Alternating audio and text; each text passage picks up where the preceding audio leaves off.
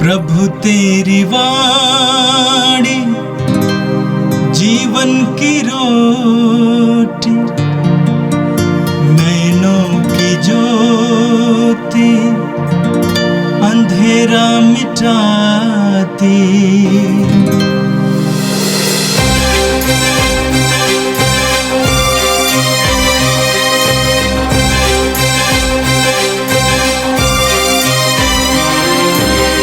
प्रभु तेरी वाणी जीवन की रोटी, नैनों की ज्योति अंधेरा मिटाती। प्रभु तेरी वाणी जीवन की रोटी, नैनों की ज्योति अंधेरा मिटाती। वाणी वाणी वाणी वाणी वाणी पवित्र है, शाश्वत है, जीवन का मन्ना है। 26 अक्टूबर बृहस्पतिवार। पहला पाठ रोमियों के नाम संत पौलुस का पत्र, अध्याय 6, पद संख्या 19 से 23। मैं आपकी मानवीय दुर्बलता के कारण साधारण मानव जीवन का उदाहरण दे रहा हूँ। आप लोगों ने जिस तरह पहले अपने शरीर को अशुद्धता और अधर्म के अधीन किया था, जिससे वह दूषित हो गया था, उसी तरह अब आपको अपने शरीर को धार्मिकता के अधीन करना चाहिए, जिससे वह पवित्र हो जाए। क्योंकि जब आप पाप के दास थे तो धार्मिकता के नियंत्रण से मुक्त थे।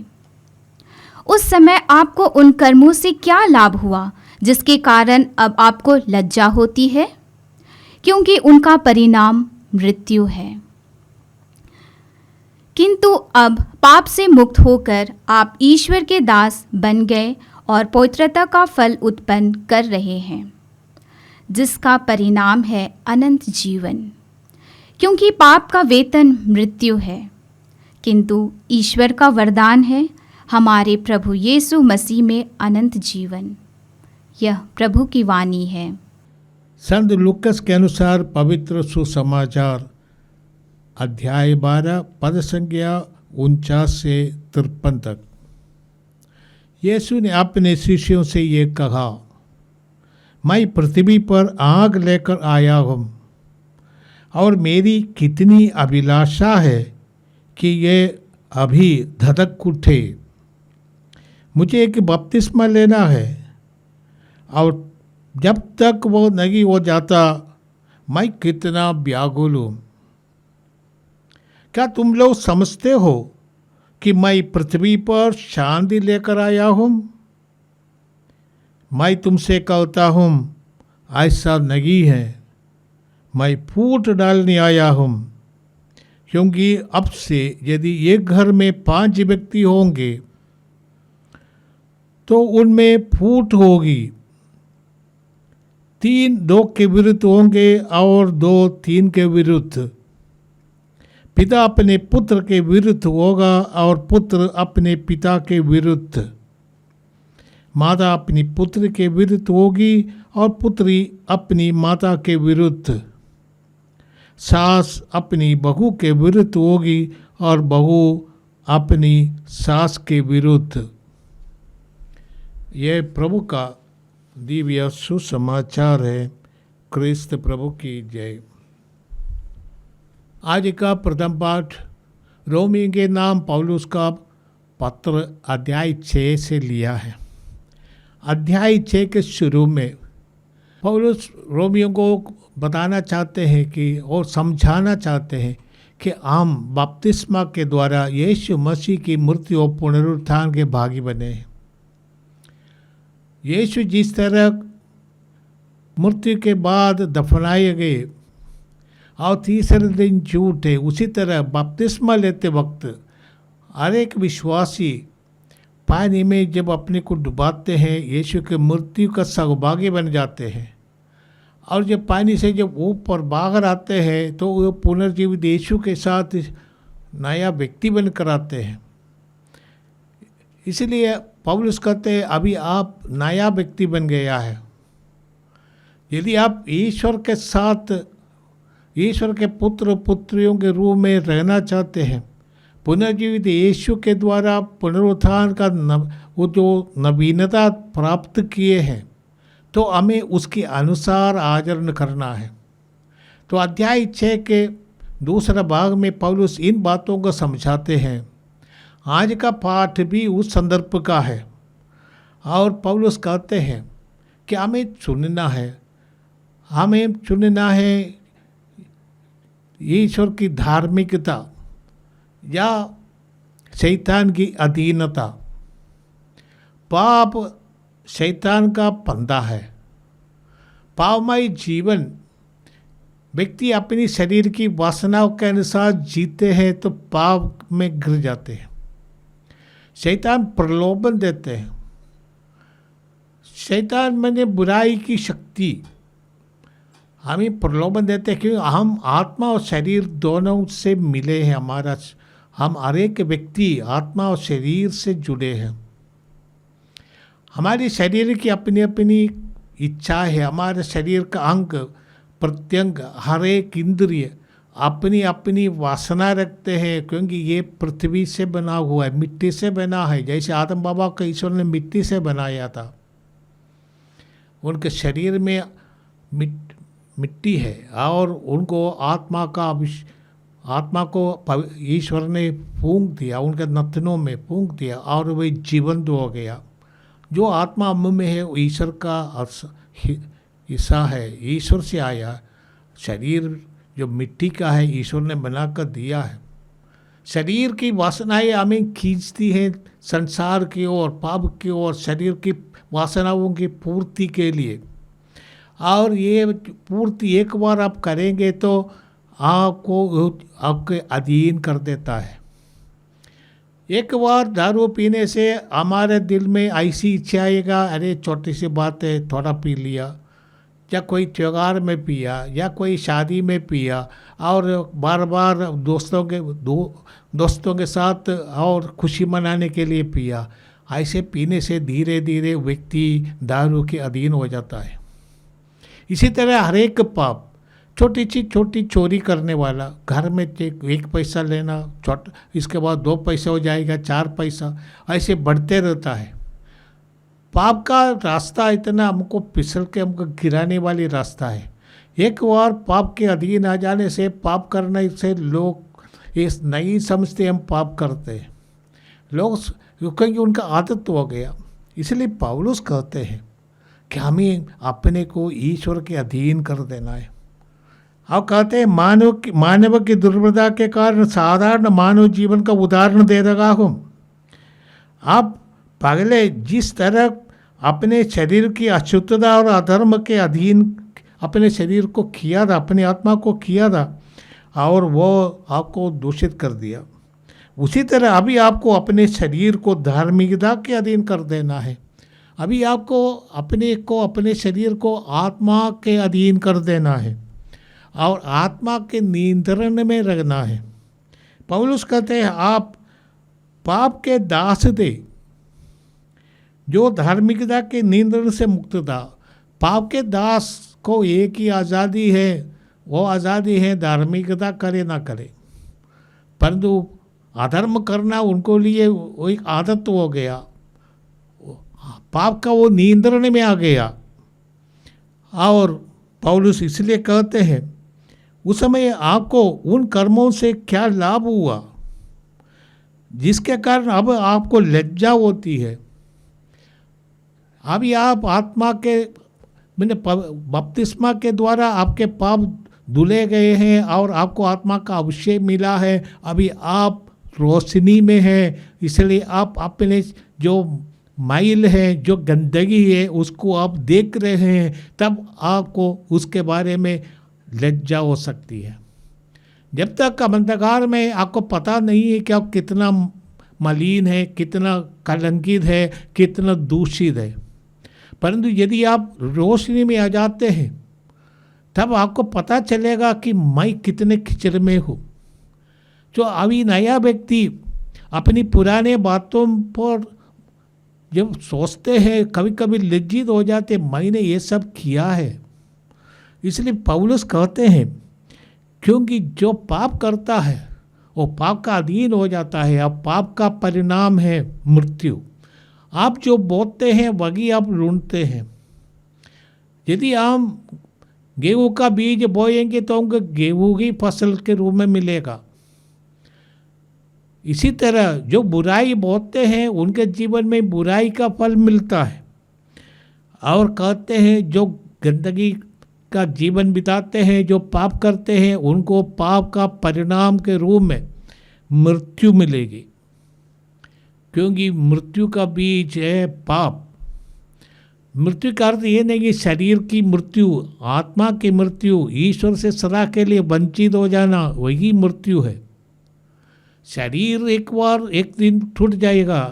आप अच्छाई करें बुराई करें तो भी शरीर दूर हो जाएगा, परंतु जो मृत्यु है अनंत मृत्यु, वो ईश्वर के प्रेम से वंचित। हमारी आत्मा ईश्वर के लिए बनाया गया है। जैसे संत अगस्तिन ने कहा, ये प्रभु और hearts are made for you. जैसे अगस्तिन ये बुद्धिमान व्यक्ति थे, परंतु जब पाप के वश में आ गया था, 30 साल उनकी माँ ने उनके लिए प्रार्थना की, उसका फलस्वरूप उनका मन परिवर्तन हो गया। तब वो बोलते हैं, प्रभु हमारे हृदय तेरे लिए बनाया गया है, जब तक तुमको नहीं पाएगा वो हमारा हृदय अस्वस्थ रहेगा, और हमारे हृदय जब तुमको पाएंगे तभी उनको शांति मिलेगी। हर एक व्यक्ति का एक ही हिस्सा है। जो पाप करता है वो पाप का दास बन जाता, गुलाम बन जाता है। इसलिए और उसका परिणाम होगा मृत्यु। इसलिए पौलुस कहते हैं, किंतु अब आप पाप से मुक्त होकर ईश्वर के दास बन गए। ईश्वर की दासता, पाप की दासता आपके सामने यही 2 चॉइस है। आपको इनमें से एक को चुनना है। जैसे मूसा ने कहा, आपको जीवन और मृत्यु मैं दे देता हूँ, उनमें से आप किसी को चुनेंगे। जोशुआ ने भी यही कहा लोगों से। ईश्वर की सेवा करना हमको जीवन प्रदान करेगा। ईश्वर का गुलाम बनने से हम पाप के बंधनों से मुक्त हो जाएगा। जो पाप की दासता को चुनता है उसको पौलुस कहते हैं पाप का वेदन मृत्यु है। जो गलत करता है उसका वेदन के रूप में मृत्यु मिलेगी। उनका जो पाप का वर्कशॉप में काम करता है उसको मृत्यु का चेक मिलता है, परंतु जो ईश्वर के वर्कशॉप में काम करता है उनको अपने काम के लिए ये नहीं है। जो जीवन हमको मिलता है वो कृपा है, अनुग्रह है। वो कृपा मुफ्त में दिया गया। हम अपनी ताकत से हम कमा नहीं सकते। ईश्वर का प्रेम हम कमा नहीं सकते हैं। हम ईश्वर को अपने कब्जे में नहीं कर सकते। हम किसी भी प्रकार का प्रायश्चित करें, उपवास करें, पुण्य कर्म करें, ईश्वर को अपने कस्टडी में नहीं कर सकता। ईश्वर हमें जो देता है वो उदारता से मुफ्त में देता है। हम अपने को उस उपकार को, उस अनुग्रह को ग्रहण करने के लिए इन उपासनाओं के द्वारा अपने को तैयार करते हैं। ये पौलुस इसलिए कहते हैं, अब पाप से मुक्त होकर आप ईश्वर के दास बन गए हैं, पवित्रता का फल उत्पन्न कर रहे हैं। ये पवित्रता जो हमें मिलती है, सैंक्टिफिकेशन, ये एक प्रोसेस है, प्रक्रिया है। विश्वास में बढ़ते बढ़ते हम पवित्रता में बढ़ते हैं। ये नहीं है कि एक दिन तुरंत पवित्र हो जाते हैं। हमें संघर्ष करना पड़ता है। ये प्रोसेस है पवित्रता। पश्चाताप एक प्रोसेस है। प्रोसेस करते हैं कि ये प्रक्रिया है, ये जिंदगी भर ये जारी रखना है। हमें तभी वो पूर्णस पहुंच सकते हैं जो ईश्वर चाहते हैं। ईश्वर का पाना ही वो पवित्रता की पूर्णस है, उसकी पूर्णता है, क्योंकि ईश्वर ही पवित्र है। इसलिए पौलुस हमसे कहते हैं हम अंत तक विश्वस्त रहे। प्रभु ने भी कहा, प्रकाश नगर अध्याय 2 पद संख्या 10 में कहते, जीवन पर्यंत जो विश्वस्त रहते उनको लिए मैं कृपा का मुकुट प्रदान करूँगा। हमें कृपा की मुकुट पाने के लिए सदा ये जिंदगी में, पूरे जिंदगी में संघर्ष करना पड़ता है शैतान और उसकी वासनाओं से, उसके तंत्र से, उनके जो चालू से। वो बहुत चालाक है, चालू है, आपको फंसाएंगे।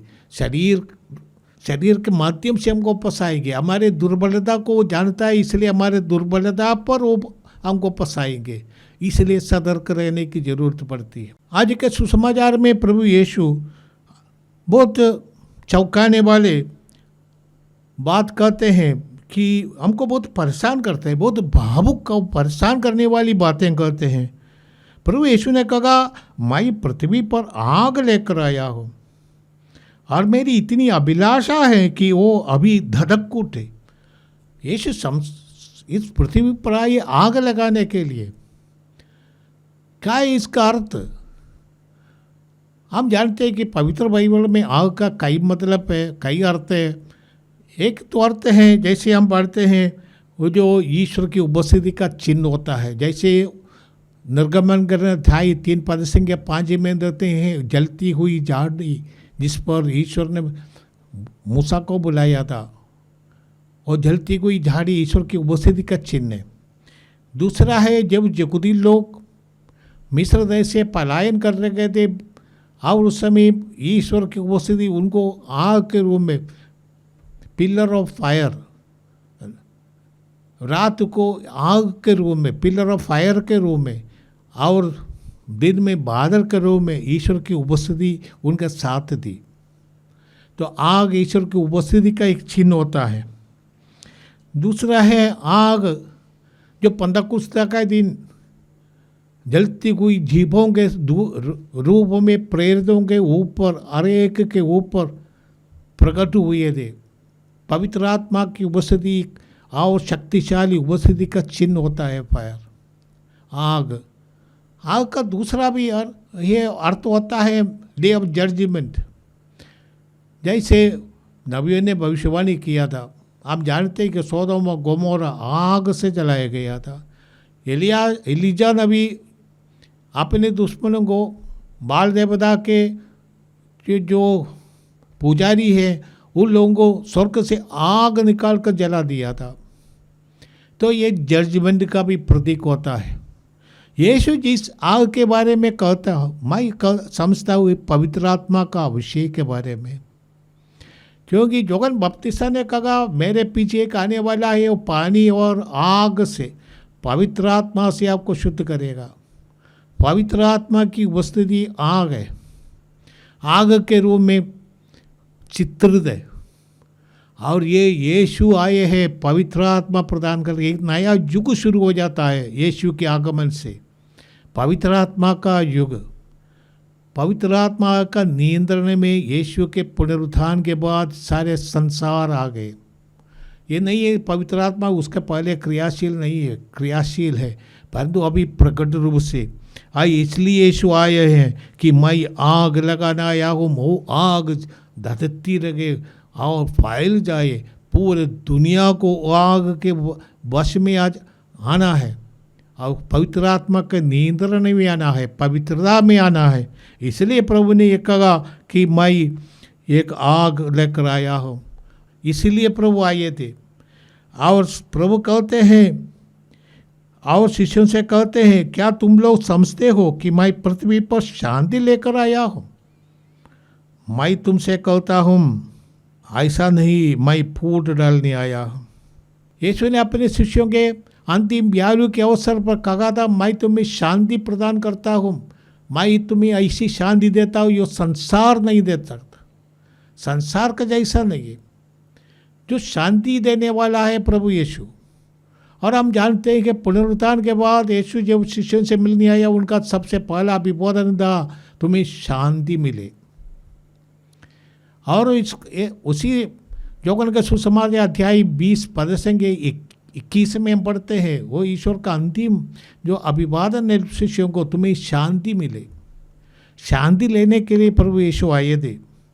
परंतु यीशु क्यों कहते हैं मैं फूट डालने आया हूँ? इसका अर्थ है कि यीशु के आगमन के बाद हमें चॉइस करना है। हर एक व्यक्ति को यीशु के साथ दे या यीशु के विरोध करे।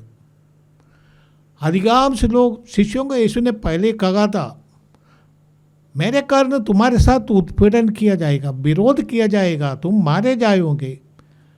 जो पहाड़ पर उपदेश से उस समय प्रभु यीशु ने उन शिष्यों से कहा था, जो धन्य हो तुम, और आखिर में कहते धन्य हो तुम, तुम्हारे साथ विरोध किया जाएगा, तुम्हें उत्पीड़ित किया जाएगा, तुम मारे जाओगे। जो तुम्हें मारता है, अंतिम व्यालु के अवसर पर योहन का सुसमाचार अध्याय 16 पद संग 1 में प्रभु कहते हैं कि जो तुमको मारता है वो सोचता है कि वो अच्छा कार्य करता है। यीशु के शिष्यों को मारने वाले ये सोचते थे कि वो सही में अच्छा कार्य करता है। बहुत लोग आज की दुनिया में भी यीशु के शिष्यों को उत्पीड़ित करते हैं, मारते हैं और सोचते हैं कि शायद वो अब उनके धर्म के लिए या संसार के लिए अच्छा कार्य करते हैं। इसलिए प्रभु कहते हैं, मैं आया हूँ परिवार में टूट होगा, एक ही परिवार के 5 व्यक्ति अलग अलग हो जाएगा, क्योंकि यीशु को चुनना इतना आसान नहीं है। यदि यीशु को आप चुनते हैं कि आपका विरोध आपके परिवार से होगा। बहुत भक्त लोग कभी बताते हैं कि उनके परिवार के लोग विरोध करते हैं, पति पत्नी का विरोध, पत्नी पति का विरोध, माता पिता बच्चों का विरोध, बच्चे माता पिता का विरोध यीशु के नाम पर होते हैं। इतना ही नहीं, हम जानते हैं कि यीशु के कारण संसार पर विरोध होता है। यीशु के जन्म के बाद जब माँ मरियम यीशु को मंदिर में समर्पित करने के लिए गई थी, तब सीमोन ने, जैसे जिसके बारे में लूकस के सुसमाचार अध्याय 2 में पढ़ते हैं, सीमोन ने माँ मरियम से कहा, ये बेटा बहुतों के उत्थान और पतन का कारण बनेगा। यीशु के नाम पर अत्याचार होना अनिवार्य है, क्योंकि यीशु ने जो कहा, जो आगे है वो पीछे हो जाएगा, जो पीछे है वो आगे हो जाएगा। संसार में इतना परिवर्तन आएगा। सुसमाचार परिवर्तनशील है और लोगों को परिवर्तित करते, सब लोग परिवर्तन नहीं चाहते हैं। जीवन परिवर्तन, समाज के मूल्यों का परिवर्तन, ये सब लोग चाहते नहीं, इसीलिए विरोध होगा। विरोध न केवल बाहर से, अंदर में भी कभी विरोध होता है। छोटे छोटे कार्यों में कलीसिया के अंदर भी विरोध होते हैं, और ये सब ऐसे विरोध है शैतान उसको इस्तेमाल करते हैं, जिसके द्वारा ईश्वर के राज्य में बाधा डालना चाहते हैं। हम प्रार्थना करें, ये प्रभु यीशु पवित्र आत्मा को भेजकर हमारे हृदयों को प्रज्वलित कर, आत्मा का अभिषेक से हमारा दिल ईश्वर के प्रति प्रेम से भर जाए। हमें तू शुद्ध कर, पवित्र कर। आत्मा का अभिषेक से हर प्रकार की बुराई की शक्तियाँ, हर प्रकार की वासनाएं, बुराई की ओर हमारा झुकाव खत्म हो जाए, और हमारे दिल को ईश्वर का प्रेम से भर दे। हमें अपने प्रेम से, प्रेम के आग से प्रज्वलित कर, हमारा जीवन परिवर्तित हो जाए, हम नई सृष्टि बन जाए, जो बपतिस्मा में हमने ग्रहण किया था और उसके बाद हम भूल गए आगे बढ़ने के लिए। ये प्रभु आत्मा का अभिषेक से हमें ईश्वर की वो पूर्णता तक पहुंचा। जो ईश्वर का प्रतिरूप आदम बाबा ने बिगड़ा था, उसे यीशु में विश्वास के द्वारा हम उसका निर्माण कर सके। हे प्रभु, हमें न्याय, क्षमा, भाईचारा इत्यादि का सेवक बनाए। अपने परिवार में, अपने देश में, पूरे विश्व में शांति, प्रेम, भाईचारा का संदेश हम दे सके, हम गवाह बन सके। ये प्रभु, हम तेरे इस महान कृपाओं के लिए धन्यवाद देते हैं, और हमारे परिवारों को हम तेरे हाथों में सौंप देते हैं। तेरी कृपा हमारे साथ बनी रहे। ये प्रार्थना हम करते हैं हमारे प्रभु क्रिस्त के द्वारा, आमीन। प्रभु तेरी वाणी जीवन की रोटी, नैनों की ज्योति अंधेरा मिटाती। वाणी वाणी वाणी वाणी वाणी पवित्र है, शाश्वत है जीवन का मन्ना।